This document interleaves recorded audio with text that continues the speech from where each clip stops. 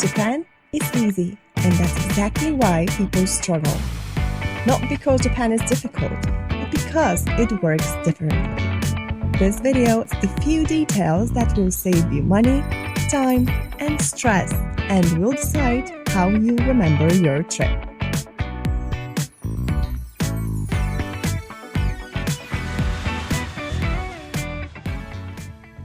Now, first things first, you land in Japan. What do? The most important moment of your trip to Japan is not your first sight, not your first meal, but the moment you leave the airport. Before you do anything else, before trains, routes, the city itself, or your accommodation, you need to set up two things: mobile data and IC card. Japan works beautifully once you're connected to its systems. Without that connection, everything takes more effort. I activated my eSIM before landing. Fast and simple. You can also do it at the airport. I also set up a digital IC card before arrival. That only works on iPhone though. Android users usually need a physical card. And here's the part many people don't mention. Most airport machines and ticket counters accept cash only. Japan is modern, but it's not cashless. If you arrive without cash, you end up tired, jet-lagged, and stuck in front of a machine you can't even use. The easiest setup is simple: cash, mobile data, and IC card. Once that's done, everything else gets easier. There's one more thing people worry about at the airport, and that's luggage, but we'll get to this later. Once you have mobile data and IC card, Google Maps becomes your most important tool in Japan. But you can't use it the same way you do at home.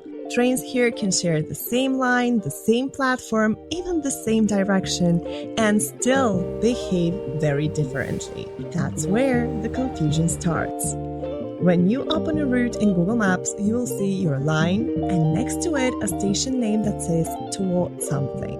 That name is not random, and it tells you which way the train is going. This is especially important on circular lines. If the final station name on the platform doesn't match what Google Maps shows, you're about to go to the wrong way, even though you're on the correct line. The second thing people miss is train type. Being on the right line does not guarantee the train will stop where you need. Not all trains stop at all stations. Local trains stop everywhere, rapid trains skip some stops, and express and limited express trains skip many stops, and sometimes require an extra ticket. Google Maps will show you the train type, but it's easy to ignore, so pay attention. If your destination is not a major hub and you board a faster train, your stop may never come.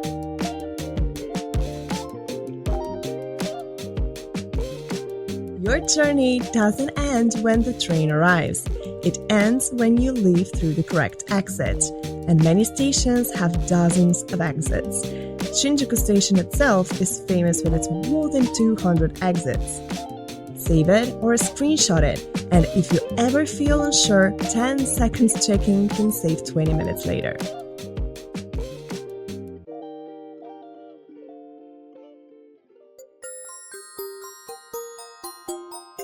In Europe, moving between neighborhoods or even cities feels normal.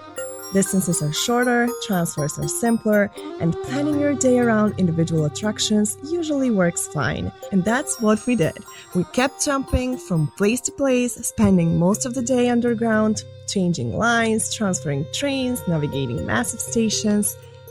We planned attractions, not areas. But Tokyo is not one city.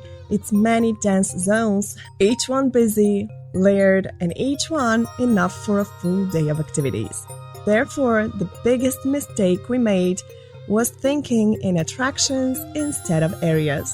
If today you want to explore Shinjuku, stay in Shinjuku. Explore, stay above ground. If you want to add something else, add the closest area, not the opposite side of the city. The difference is massive. It's less transport, less fatigue, more real moments to experience and remember. I only had 3 days in Tokyo, and looking back, one main area per day would have given me more.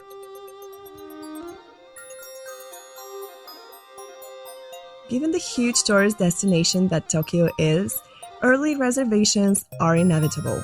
Many experiences are limited. Popular museums, exhibitions, observation decks, and theme parks, they often sell out weeks in advance. If something is essential to you, you usually need to decide before the trip.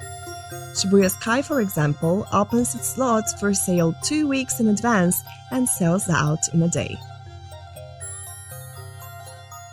Reserve only what is time-sensitive, capacity-limited, or truly important to you, and let everything else stay flexible.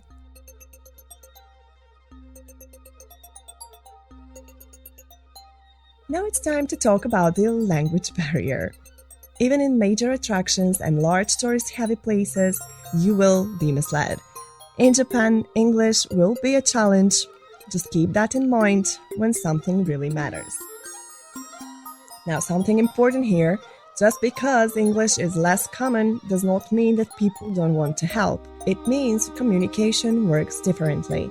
So whenever something really matters, would it be directions, queues, tickets, entrances, don't rely on one quick confirmation.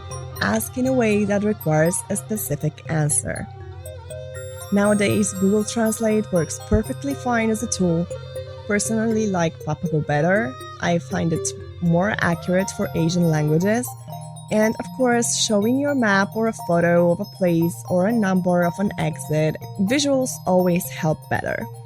Everyone makes at least one wrong turn, stands in the wrong line, or misunderstands a situation.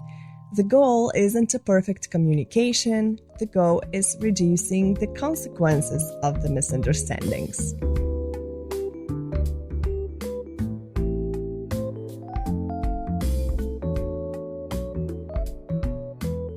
If you plan on moving between cities, and maybe you're passionate about trains, in both ways you will want to experience the Shinkansen. But there are 2 details that need attention. First, there are different Shinkansen lines, and on those lines there are different types of trains. For example, one of the most common routes between Kyoto and Tokyo, there is the Tokaido Shinkansen line, and on this line there are 3 main types: Kodama, Hikari, and Nozomi. Kodama is the slowest, it stops at every station. Hikari is faster, but it skips some stations. And Nozomi is the fastest, it stops only at major hubs. Many people talk about a Japan Rail Pass, but a rail pass only makes sense if you're doing several long-distance Shinkansen trips in a short amount of time. If you're only taking 1 or 2 Shinkansen rides, for example Kyoto to Tokyo, individual tickets are the way to go. In our case, buying single tickets made more sense than getting a pass. And we bought them directly from the ticket machines at the station. No third-party websites, no reservations in advance, and no inflated prices. The machine price is the real price. One important note here, this worked for us because we traveled in September, which is a lower tourist season. If you're visiting during very busy periods and you have very fixed days, booking Shinkansen tickets in advance can be a reasonable choice. Shinkansen trains have different classes. Ordinary class is the standard option, comfortable, clean, perfectly fine. Then there are green cars. Fewer seats per row, more legroom, quieter atmosphere. When we traveled from Kyoto to Tokyo, we chose green car seats. Since we bought our tickets from the machines, they were almost half the price we had budgeted, and that's how we upgraded instead of overpaying.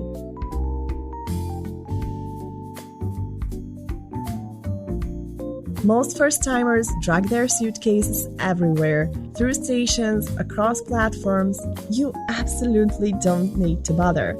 When we landed in Osaka, we picked up our bags, and instead of taking them with us, the very first thing we did was send them straight to Tokyo. The process was simple, it didn't take long, and it wasn't expensive at all. Trying to navigate large stations while pulling a suitcase won't be your best experience. Besides, you'll have to reserve a special place for your luggage on the Shinkansen. It's a system people use every day, hotels expected, stations supported, and the companies are built for reliability.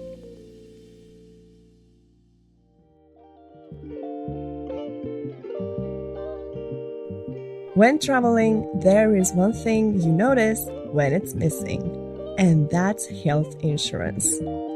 In Japan, medical costs can add up very quickly. This isn't about expecting something bad to happen, it's about removing one layer of stress from the trip. Do your research and choose what fits you best.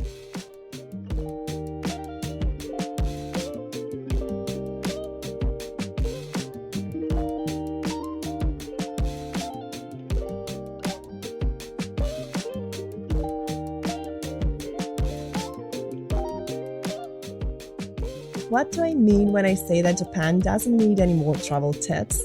Well, it means that what usually goes wrong isn't the lack of information, it's how people use it. Over-planning, rushing, ignoring contexts, and expecting the country to adapt to them. Japan works fine without you understanding everything. You just need to slow down enough to notice how things actually work.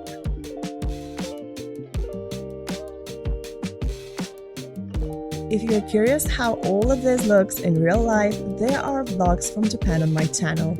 And if you've been to Japan before or you're planning a trip, feel free to share your experience or questions down below.